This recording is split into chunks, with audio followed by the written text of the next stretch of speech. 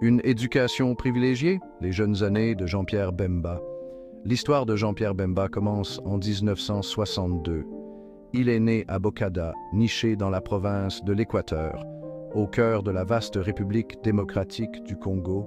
Sa jeunesse est bien loin des difficultés rencontrées par la plupart des Congolais. Son père, Jeannot Bemba Saolona, est une figure importante.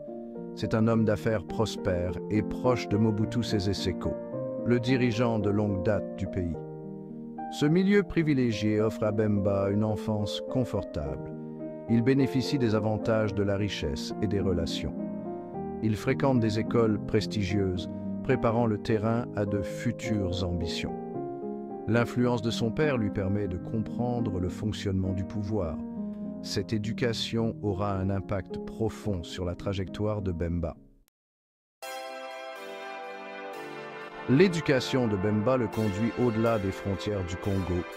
Il poursuit des études supérieures en Belgique, l'ancienne puissance coloniale du pays. Là, il perfectionne ses compétences et élargit ses horizons. Il découvre différentes cultures et perspectives. Cette expérience va façonner sa vision du monde. Les graines de l'ambition sont semées tôt dans la vie de Bemba. Le succès de son père lui rappelle constamment ce qu'il est possible d'accomplir. Le séjour de Bemba en Belgique nourrit ses aspirations.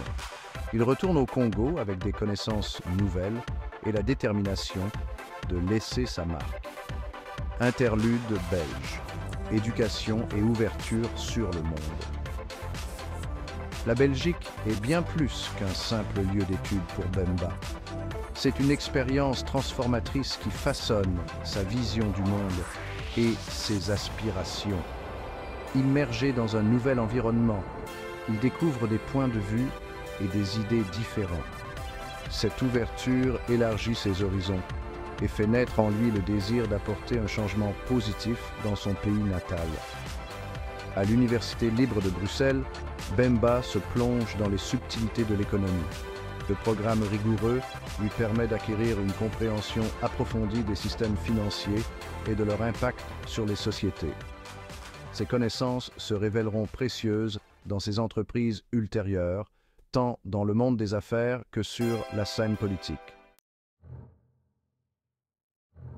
Fuite et formation, l'exil et la naissance du MLC. L'année 1997 marque un tournant dans la vie de Bemba et dans l'histoire de la République démocratique du Congo. Mobutu Sese Seko, le dictateur qui a dirigé le pays pendant de longues années, est déchu du pouvoir à la suite d'une longue rébellion menée par Laurent Désiré Kabila.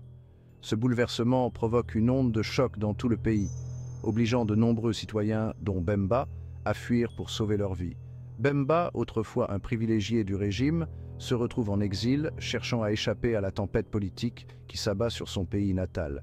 Il s'installe en Ouganda, un pays voisin qui jouera un rôle central dans ses projets futurs. C'est pendant cette période d'exil que sont semées les graines du mouvement de libération du Congo, ou MLC.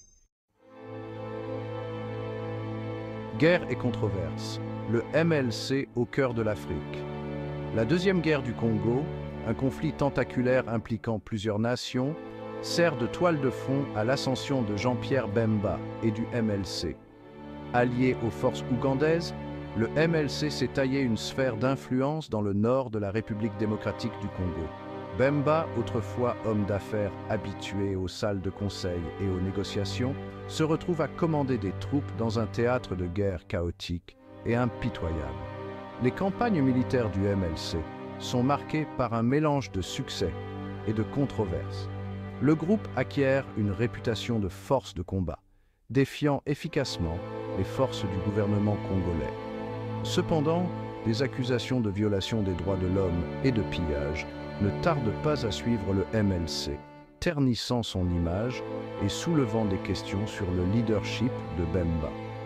L'un des chapitres les plus controversés de l'histoire du MLC est son intervention dans la République centrafricaine voisine. Répondant à une demande d'assistance du président de l'époque, Ange Félix Patassé, les forces de Bemba traversent la frontière et jouent un rôle décisif dans l'étouffement d'une tentative de coup d'État contre le gouvernement de Patassé.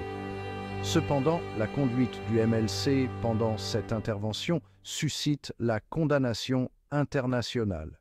Des accusations de violation massive des droits de l'homme, notamment de viol, de meurtre et de pillage, sont portées contre les combattants du MLC.